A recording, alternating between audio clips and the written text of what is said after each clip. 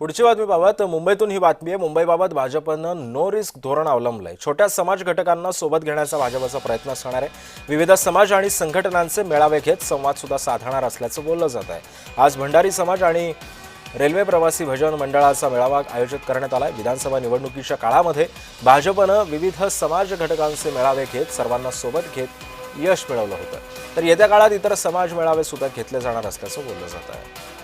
आणि या संदर्भामध्ये अधिक माहिती जाणून घेऊयात। माझा सहकारी मनोज दयाळकर सध्या आपल्या सोबत आहे। मनोज, भाजप आता छोट्या छोट्या गोष्टींना लक्ष केंद्रित करतंय, त्या गोष्टींवरती लक्ष केंद्रित करतंय, कारण कुठलीच कमतरता या निवडणुकांमध्ये भाजपला सोडायची नाहीये। 100% विजयाच्या दिशेनं भाजप प्रयत्न करताना दिसतंय, वाटचाल करताना दिसतंय। आज सुद्धा अनेक मेळावे भंडारी समाजाकडून घेण्यात येत आहेत, काय माहिती आहे?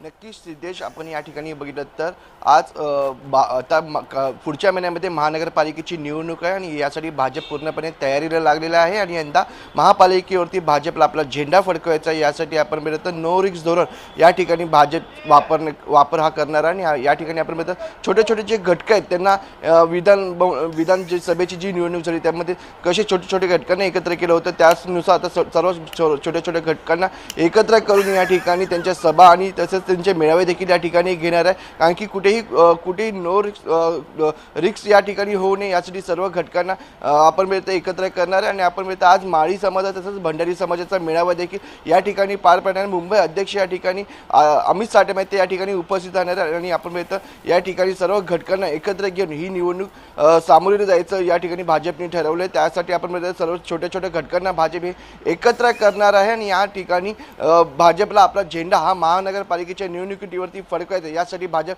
पूर्णपणे प्रयत्न करत आहे। आणि यंदा कुठलेही म्हणजे जे विरोधक आहेत त्यांना कशा प्रकारे उत्तर द्यायचं आणि कशा प्रकारे मात द्यायची याकडे देखील भाजप मोठ्या प्रमाणामध्ये प्रयत्न करत आहे। नक्कीच, धन्यवाद मनोज, तू दिलेल्या अधिक माहितीबद्दल।